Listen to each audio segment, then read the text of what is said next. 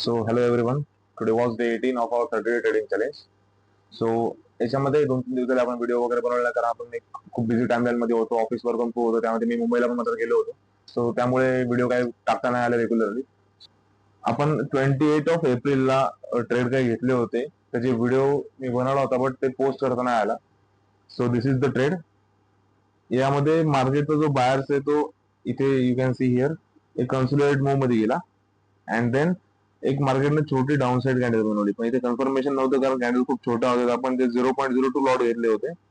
One SL खूप छोटा होता, काहीतरी एक $10 एसएल होता, आणि इथे $26 आपण टार्गेट घेऊन मार्केटच्या बाहेर पडलो. पण त्यानंतर मार्केटला एक खूप मोठी सेलिंग आली डॉलर डॉमिनन्स मुळे अँड ऑल, त्यामुळे मार्केट खूप पडलं.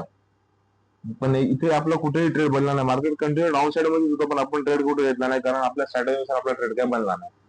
त्यानंतर मार्केटमध्ये जेव्हा आपले ईएमए क्लोज झाले आणि नंतर एक छोट्या डॉमिनन्स कॅन्डलला आपला जो ईएमए आहे तो दोन्ही ईएमए टच केले. त्यानंतर आपण 0.04 लॉटने आपण ट्रेड घेतला. एसएल होता $25 आणि टार्गेट आपण इथे 1:2 घेतला $50. त्या आपले दोन्ही पण ट्रेड एकदम चांगल्या प्रॉफिटेबल वे मध्ये गेले. त्यानंतर आपण परत वेट केला मार्केटचा.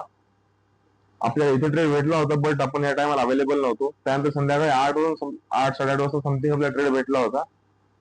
तर यामध्ये एक डोजी टाईप कॅन्डल होती, वीक होती, तिला पण इथे कन्फर्म मार्केट कंटिन्यू बाहेर साईडला होतं. मला वाटतं पुल बॅक देणार नाही, आणि मार्केटनं सीन तसंच केलं.